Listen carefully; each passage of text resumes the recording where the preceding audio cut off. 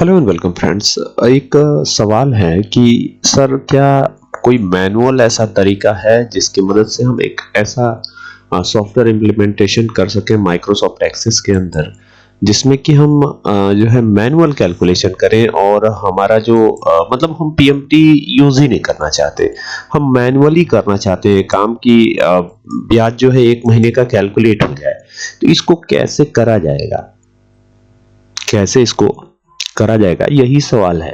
ठीक है, मैनुअली कैसे करा जाएगा, तो आज इसी के बारे में डिस्कशन करेंगे और इसको पूरा डिटेल में देखेंगे। तो आइए देखते हैं इसको कैसे करना है और कैसे इसको इंप्लीमेंट करेंगे। तो यहाँ पर सबसे पहले एक्सेस को ओपन करेंगे। तो ये एक्सेस ओपन हो गया है, ये देख सकते हैं ये एक्सेस है। तो यहाँ पे मैंने स्टार्ट बटन पे जाके क्लिक किया और यहाँ पे एक्सेस को ओपन करूंगा। मैनुअली कैलकुलेट करना है, ये बात ध्यान रखिएगा। ठीक है, हम यहाँ पीएमटी नहीं यूज करने जा रहे हैं, हम सिर्फ मैनुअली कैलकुलेट करेंगे। तो यहाँ से चलेंगे ब्लैंक डेटाबेस पर, ये देखिए। और ये भी ध्यान रखिएगा कि इसको हम एसक्यूएल क्वेरी के अंतर्गत करेंगे।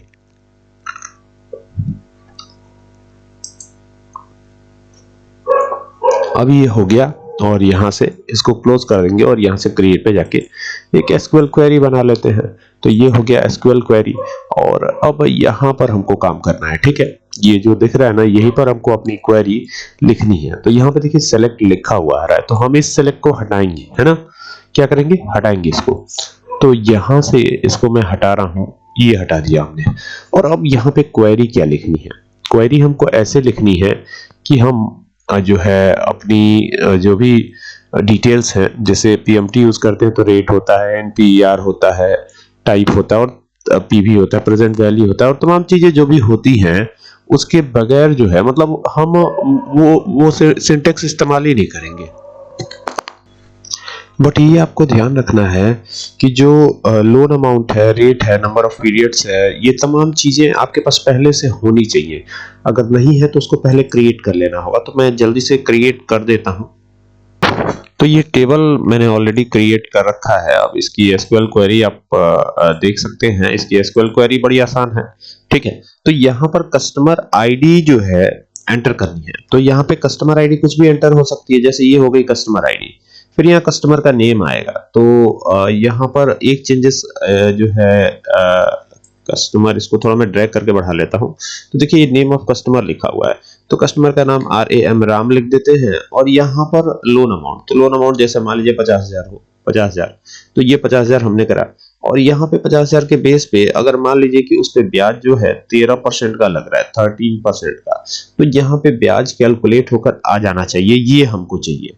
तो अभी इस टेबल का नाम हमने रख लिया लोन टेबल। तो अभी इसको क्लोज करना है यहाँ से सेव करके, तो ये क्लोज कर लिया। और देन जो है जो हमने क्वेरी बना रहे थे हम लोग, तो यहाँ से एसक्यूएल क्वेरी पे चलते हैं।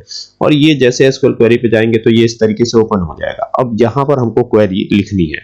तो सबसे पहले सेलेक्ट क्या करेंगे, तो सबसे पहले सेलेक्ट करते हैं हम रेट। क्या सेलेक्ट करेंगे, रेट। और उससे भी पहले लोन अमाउंट, तो यहाँ लिखेंगे LOAN लोन, ये लिखा लोन अमाउंट, ये देखिए आ भी रहा है, तो ये लोन अमाउंट हो गया। ठीक है, और ये ध्यान रखना है आपको कि यहाँ पर जो है कोई भी स्क्वायर ब्रैकेट जो है नहीं आएगा।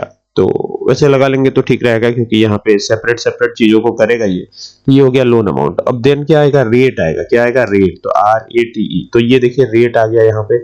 और फिर क्या आएगा, रेट के बाद, तो इसको हम एंटर करते हुए चल रहे हैं ताकि हर लाइन में अलग अलग चीजें आपको अच्छे से कंसिडर हो जाए।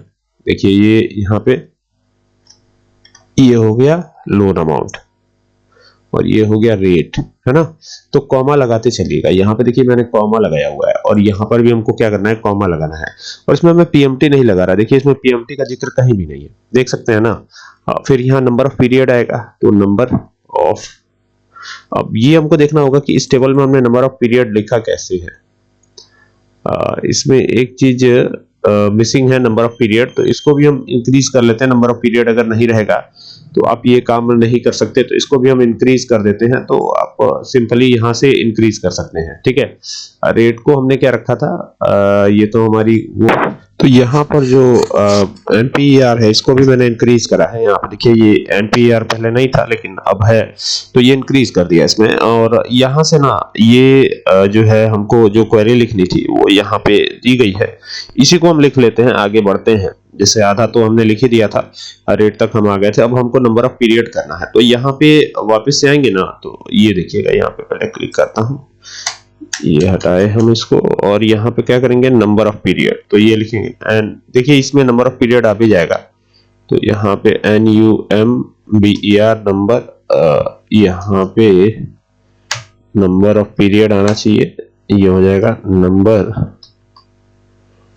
Of period. शायद बाद में इसको इंक्रीज किया इसकी वजह से ऐसा आ रहा हो। तो ये हो गया नंबर ऑफ पीरियड। और एक बार चेक करते हैं कि ऐसे ही लिखा है या नहीं, तो NPER लिखा हुआ है, दैट्स वाई ये नहीं आ रहा था। तो नंबर ऑफ पीरियड नहीं, NPER ही हमको देना है। तो ये हो गया NPER, तो ये पूरा हो गया। और यहाँ पे इसको क्लोज करेंगे, कॉमा लगा देंगे, और कॉमा लगाने के बाद क्या करना है, और यहाँ पर लोन अमाउंट, तो ये लिखेंगे लोन अमाउंट। तो ये लोन अमाउंट तो आ ही गया।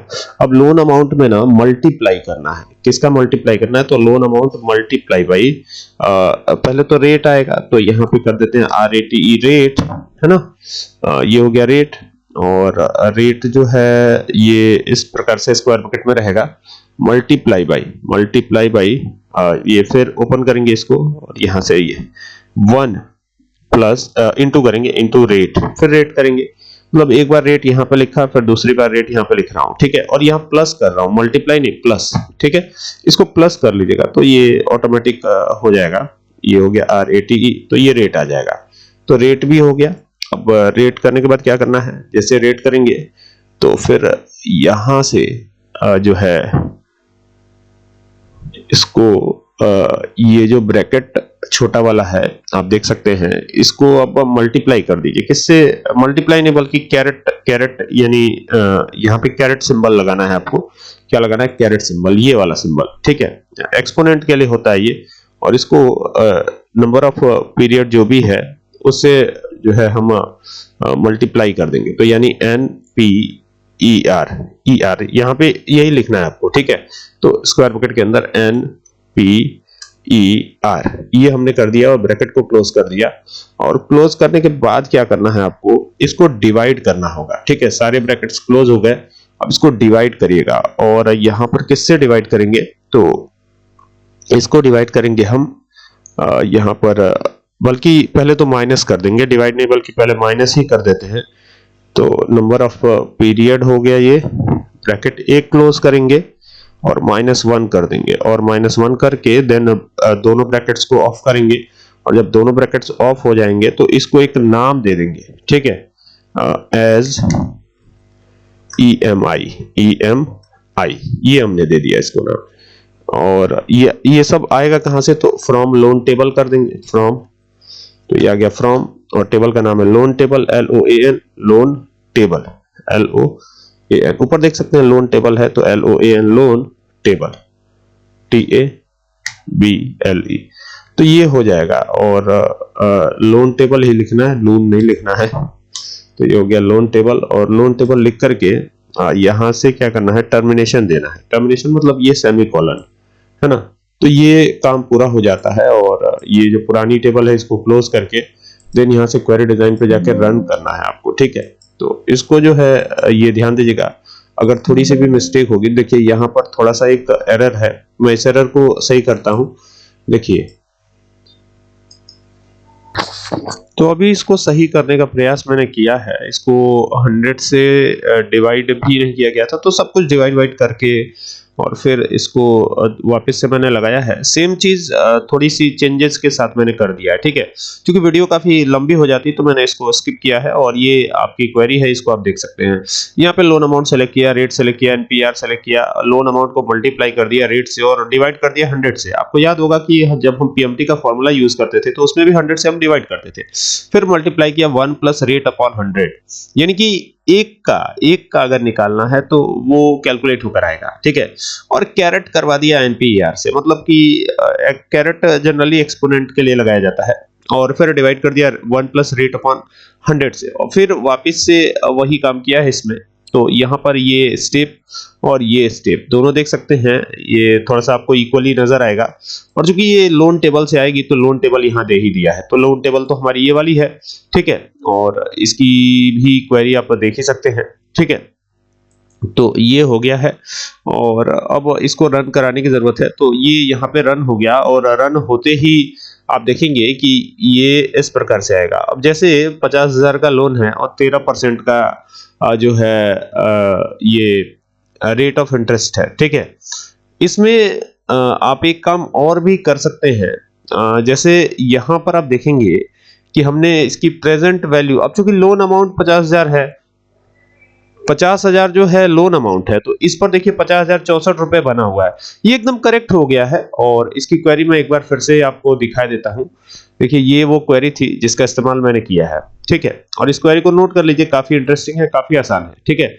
यहाँ पे जो भी अमाउंट डालेंगे उसका अब ऑटोमेटिक आ जाएगा। जैसे मान लीजिए 100 रुपए डालते हैं, एक बार मैं आपको दिखाने की कोशिश करता हूँ। 100 रुपए का 12.5%, तो इसमें मैंने ये भी सेटिंग कर रखी है कि पॉइंट में भी आप दे सकते हैं। तो ये अब मान लीजिए कि हमको 1 साल का ही देखना है, तो मतलब इसको डिवाइड करना ही पड़ेगा हमको, है ना। और जैसे मान लीजिए 6 महीने का करना हो तो 0.5 कर देते हैं, तो यहाँ पे ये 6 महीने का बताएगा। देखिए ये 0.5 मैंने किया, तो ये बल्कि आप ऐसे कर लीजिए, 2 साल का करना है, 1 साल का करना है, तो ये इस प्रकार से आएगा। देख रहे हैं ये एकदम सही से कैलकुलेट कर रहा है। और यहाँ पे ये 2 हमने किया हुआ है, तो 2 के हिसाब से ये आ रहा है, ठीक है। अगर 3 करेंगे तो 3 के हिसाब से आएगा, जैसे करते जाएंगे वैसे आता जाएगा। अगर यहाँ आप रेट ऑफ इंटरेस्ट चेंज करते हैं तो उसी के अकॉर्डिंग कैलकुलेट हो जाएगा। मतलब 6.5% करते हैं तो उसी के अकॉर्डिंग ये बदल भी जाएगा। तो देखिए ये बदल भी जा रहा है और उसी के अकॉर्डिंग ये कैलकुलेट करके दे रहा है। मतलब इसमें हमने कहीं भी जो है किसी भी प्रकार का पीएमटी फंक्शन नहीं यूज किया है। मैं एक बार फिर से दिखा देता हूँ ये क्वेरी जो कि हमने बनाई है। तो इसमें हमने पीएमटी फंक्शन तो लगाया ही नहीं है, तो इसको पहले तो क्लोज कर लेते हैं। ये क्लोज किया हमने, हाँ ये देखिए क्वेरी 1 के नाम से ये क्लोज हो गया। तो ये हमारी क्वेरी थी और ये क्वेरी मैं फिर से एक बार दिखा देता हूं आपको। ये रहा क्वेरी, देख सकते हैं। ये एक बार फिर से आप देख लीजिए। आई होप कि आपको बात समझ में आ गई होगी। वीडियो अच्छी लगे तो शेयर करें। Thank you for watching this video.